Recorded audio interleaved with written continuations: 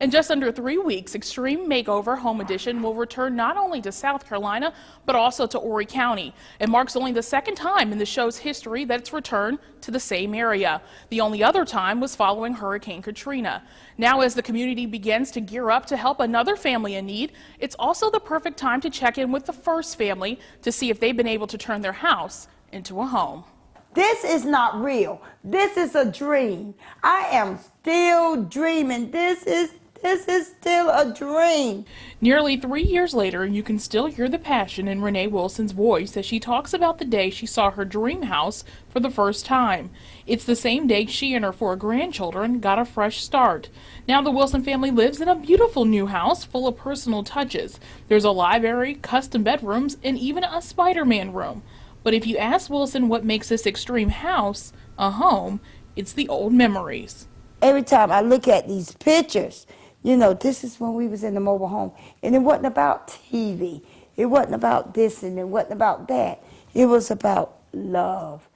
Renee likes to say her house was built out of love, literally. It was also built by people she didn't know. That's right, perfect strangers who say they just wanted to make sure Renee and her children got the chance to enjoy the simple things in life. I mean, it's a God's blessing. I can sit down with each one of my kids. You know, we got 5 chairs. One time we had like a nursery table with just 4 of the chairs with the kids, but now I can eat with them, you know, all the time.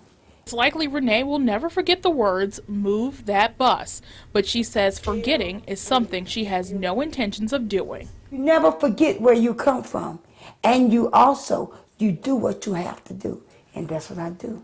I do what I have to do. Now, of course, I asked Renee, did she plan on helping the new family with their home? Her answer, of course, was yes. She says it's her way of paying it forward and also of saying thank you. Reporting in the studio, Melissa Younger, News 13. So who's going first today? You go first. Me? Yeah. I appreciate that. Feels like I might be able to win this one today. You sure are cocky, that's for sure. Anyone who spends a few hours on the golf course with the Elmore brothers will quickly find out 2 things. They both are really good at golf, and they both are competitive. Bring it on out here, you little cheater. You need a tea? Baker and McEwen have followed similar paths for most of their lives. Both played high school golf in Cheraw. Each played on the junior circuit, but when it came to which college each picked, that's where the similarities end. We grew up Clemson fans. Dad went to Clemson, so we kind of grew up rooting for the orange and purple all our lives. He kind of went to the dark side, I guess. By dark side, McEwen's referring to older brother Baker's decision to choose the University of South Carolina over Clemson. Go Cox. I was open to a lot of things, looking at colleges, and, you know, Carolina just, it fit me well. Going to school for 4 years to play golf, you know, whatever you do, can't get any worse. The choice to go to rival colleges is something that affects the whole family. If we lose to a small school, I'm sure, you know, we never hear the end of it, but, you know, that Thanksgiving weekend, we don't talk a lot. We eat our meal and then we go to the game, and somebody gets to talk a lot afterwards. I don't know. You always seem to put up a good fight. Kind of like catfish. Of course, the teasing is only out of love. When asked who usually wins a round of golf, the brothers agreed it's split right down the middle. However, both feel as though they benefited from playing against each other. You know, for years I just beat up on him, so it was great. And then he became my younger and yet larger brother, so, you know, I couldn't call him little brother anymore, and he started hitting it a long way, and it got a little tougher to beat him. You never wanted to lose to him, so you would always practice more, practice harder, just so you can beat him. And when he's one of the top players in the state and in the country, for that matter, you kind of get a lot better. So just beating him day in and day out made me a lot better. So what's next for the siblings? The younger Elmore McEwen still has 2 years at Clemson, while Baker plans to trade in his golf clubs for a business suit and head to the nation's capital. With all that said, there's still one thing left unanswered. Who won today's game? Always. Great playing, man. Enjoyed it. Once again, Clemson wins. Melissa Younger, News 13. A lot of players that's hungry, want to win. It's more pressure on us now because everybody want to beat Dillon. It's our goal every year at Dillon to play for the state championship. If the Wildcats sound like they're on a mission, that's because they are. The goal, to defend their state championship. But Dillon knows it won't be easy, and the hard work starts now. We was in the weight room all summer long, getting stronger and faster. Dedicated more and we focus, and we just want to go get that state title again. So what do the Wildcats need to get another title? Much of this year's focus won't be on the Nasty Cat defense, but rather on offense. Anchoring the O-line is A.R. Owens, just one of 2 starters returning. At the helm, Dillon is counting on junior Tyquan Hayes to provide a spark on offense and to give some valuable leadership to a team that needs it. You know, we got a lot of babies on this team, a lot of freshmen and 10th graders, so, you know, we got a lot of work to do. You know, by game 9 or 10, hopefully we'll start to come around a little bit. Perhaps the biggest key to Dillon defending their title is the success of twin brothers Antoine and Anquan Blue.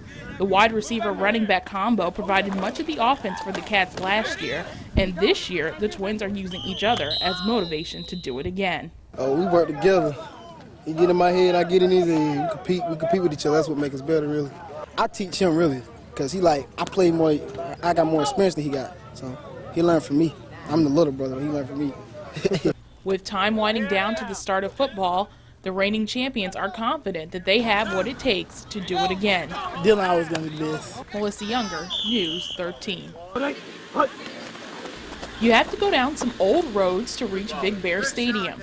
Inside, you'll find an old school coach with a very old school message. Start out like you're going to hold out. You know, if you start out strong, we want to hold that strong. But this year, Coach Thompson is preaching his message to a new group of players.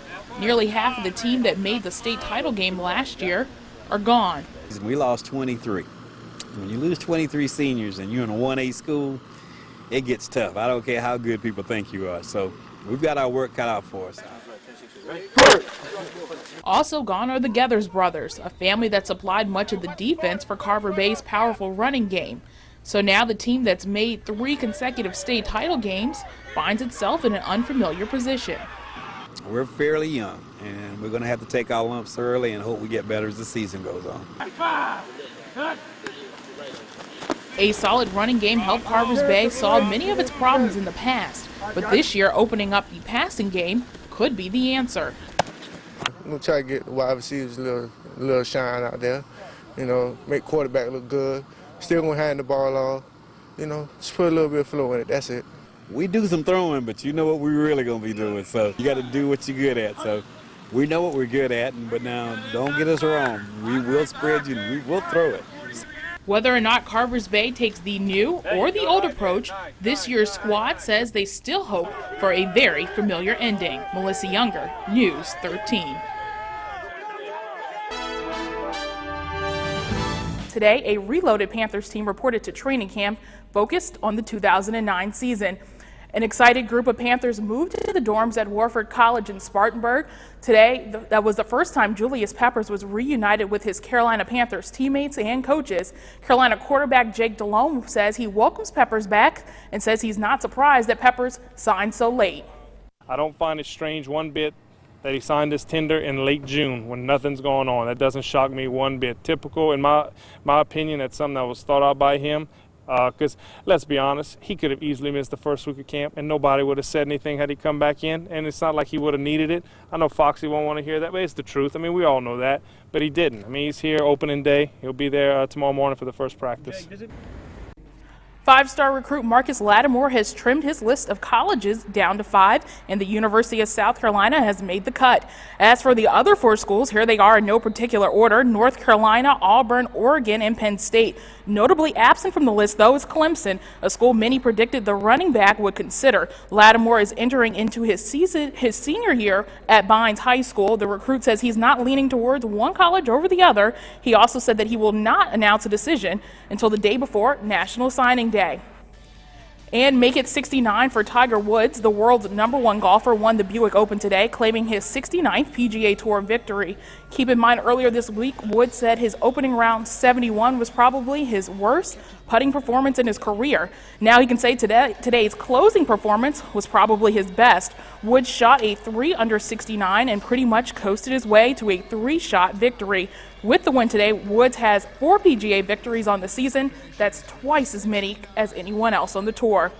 And over in the water, the fastest swimming meet in history comes to an appropriate close. Michael Phelps and the U.S. medley relay team closed out the World Championships with a win and a world record. Swimming the butterfly leg, Phelps helped the U.S. pull away from Germany and Australia to win in 3 minutes 27.28 seconds. That's almost 2 seconds faster than the time set by the U.S. team in Beijing. 43 world records was set this year at the World Championships. Michael Phelps, though, walks away with 5 gold medals and 1 silver. And a quick note, the Braves are taking on Manny Ramirez and the Dodgers. Not much working, though, for the Braves. They trailed 9-1 in the 9th. We'll be back for a final check on your forecast.